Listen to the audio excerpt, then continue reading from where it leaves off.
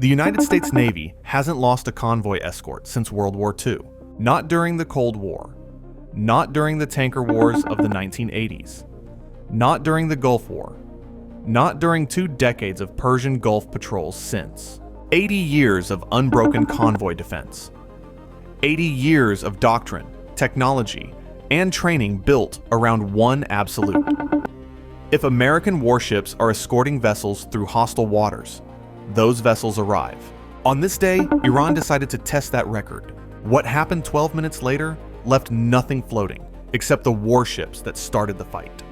Welcome to Warfare Signal, where we break down the most critical military operations shaping global power. The convoy was small by military standards, but critical by strategic ones. 2 military sealift command vessels, a Lewis and Clark-class dry cargo ship carrying ammunition resupply for 5th Fleet operations, and a Henry J. Kaiser-class fleet oiler loaded with JP-5 aviation fuel were transiting the central Persian Gulf en route to Bahrain. The escort consisted of 2 U.S. Navy warships. The lead escort was the USS Squall, a Cyclone-class patrol coastal ship. The trailing escort was the USS Monsoon, same class, same armament. Both ships carried Mark 38 25mm chain guns, .50 caliber machine guns, and Mark 19 grenade launchers. Fast, maneuverable, and aggressive, but designed for patrol, not sustained fleet defense. The convoy was moving at 14 knots, the maximum sustained speed of the cargo vessels. The formation was standard. Squall 2,000 meters ahead of the cargo ships, Monsoon 2,000 meters behind. The 2 supply vessels sailed in a loose column, 800 meters apart. The route had been vetted by 5th Fleet intelligence. The transit corridor passed 25 nautical miles east of Qatar's northern coast and well clear of Iranian territorial waters. Commercial traffic density was moderate. Weather was clear. Sea state 1, nearly flat calm. Intelligence briefings before departure noted elevated IRGCN activity in the northern Gulf over the preceding 96 hours. Multiple fast boat sorties observed.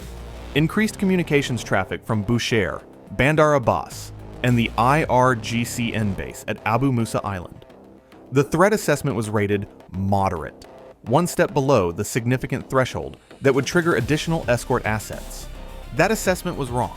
At 05:47 hours local time, the convoy was approximately 50 nautical miles southeast of Iran's Lavan Island when the Squall's surface search radar detected the first contacts. A cluster of 8 small surface vessels, bearing 020, almost directly ahead of the convoy's track. Range, 9 nautical miles. Speed, 10 knots. Heading, south-southwest. The radar operator classified them as commercial fishing traffic. The heading was consistent with seasonal fishing patterns in the area. The speed was appropriate for trawling. At 9 miles, they didn't meet any threat threshold. But the operator made a note. 8 boats in close formation.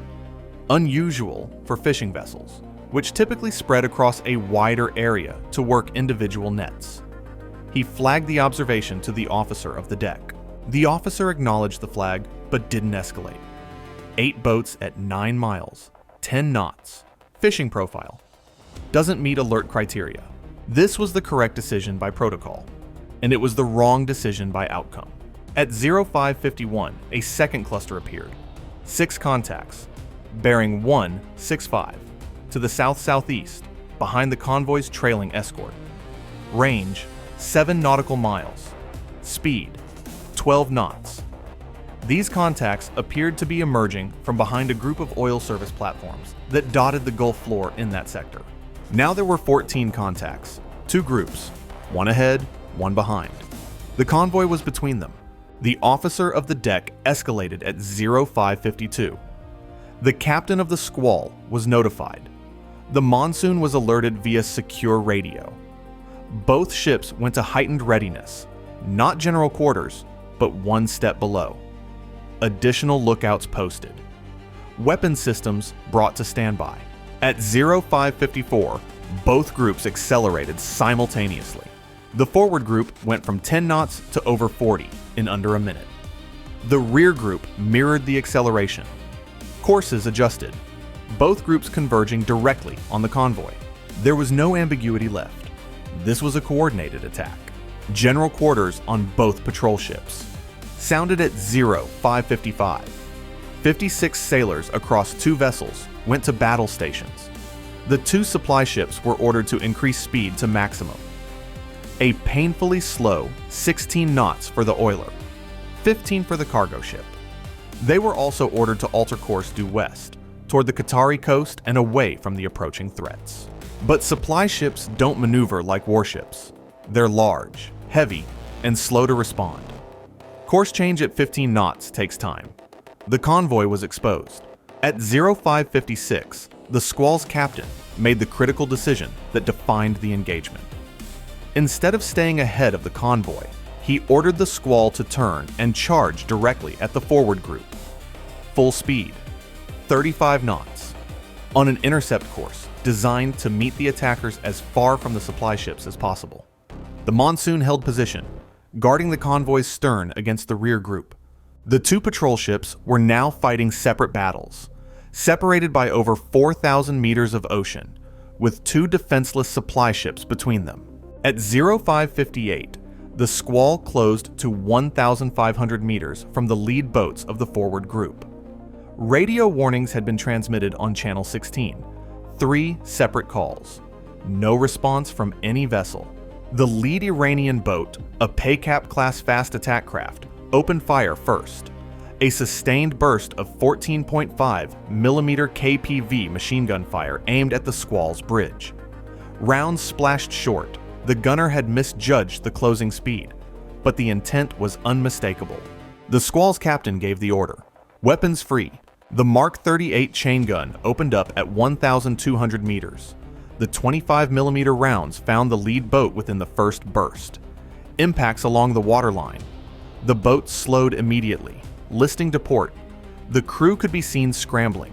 Behind the lead boat, 7 more craft fanned out into a wide arc, attempting to flank the Squall on both sides and break through to the supply ships beyond. The Squall's .50 caliber mounts engaged targets on both beams. Tracer fire crisscrossed the water. One boat took a direct burst through the engine block and went dead. Another was hit repeatedly, but maintained speed, trailing smoke. At the convoy's stern, the monsoon was engaging the rear group. 6 boats, all Boghammer type, all armed with DSK 12.7mm machine guns and what appeared to be RPG launchers mounted on the bow platforms. They came in fast, 45 knots, in a staggered line abreast formation. The monsoon opened fire at 0559. The Mark 38 engaged the centermost boat. Hit. The .50 caliber mounts targeted the flanking vessels. Sustained fire. One boat was hit in the fuel tank and erupted in a fireball that lit up the pre-dawn water. But the remaining boats kept coming. At 0601, 2 Borgamars from the rear group broke past the monsoon's fire arc. They had separated wide enough that the patrol ship couldn't engage both simultaneously. These 2 boats accelerated past the monsoon and headed directly for the trailing supply ship, the Kaiser-class oiler, an oiler loaded with JP-5 aviation fuel. Millions of gallons of jet fuel. A single incendiary round in the wrong place, and the resulting explosion would be measured in city blocks. The monsoon's captain screamed the warning over secure radio. The oiler's captain, a civilian mariner from Military SEAL IFT Command, not a combat officer, ordered his crew to the deck. But the oiler had no weapons, no defense.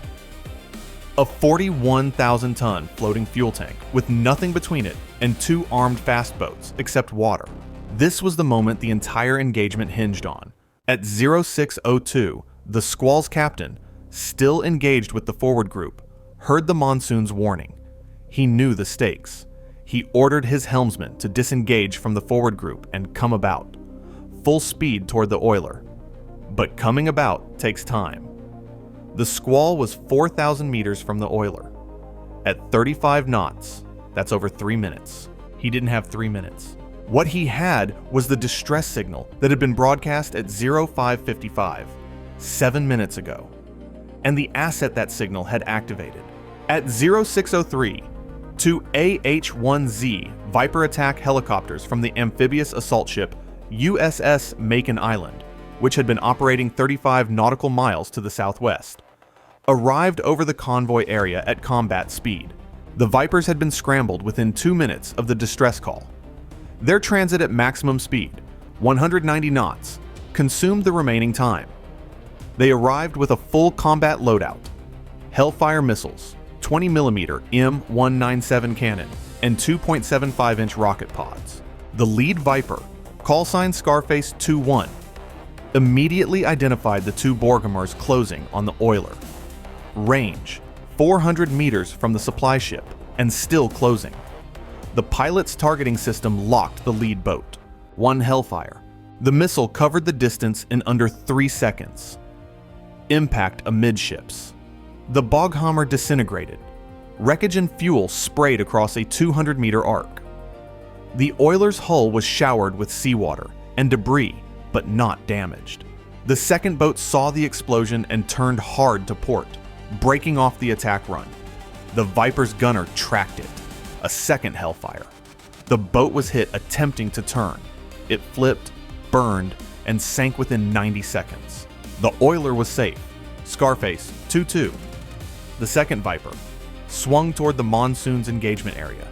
3 Iranian boats were still fighting. The helicopter engaged with the 20mm cannon, strafing runs that sent explosive rounds across the water at 750 rounds per minute. One boat was shredded by cannon fire. A second took a Hellfire.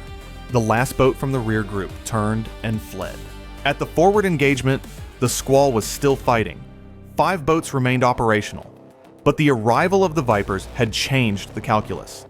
The lead Viper diverted north and fired 2 Hellfires in rapid succession. 2 boats destroyed. The 3 remaining boats broke contact. They turned northeast and fled at maximum speed toward Iranian waters. At 6:09, the squall's captain ordered ceasefire. At 6:11, the monsoon followed. The engagement, from the first shots at 0558 to the final ceasefire, lasted 12 minutes. The damage assessment was devastating.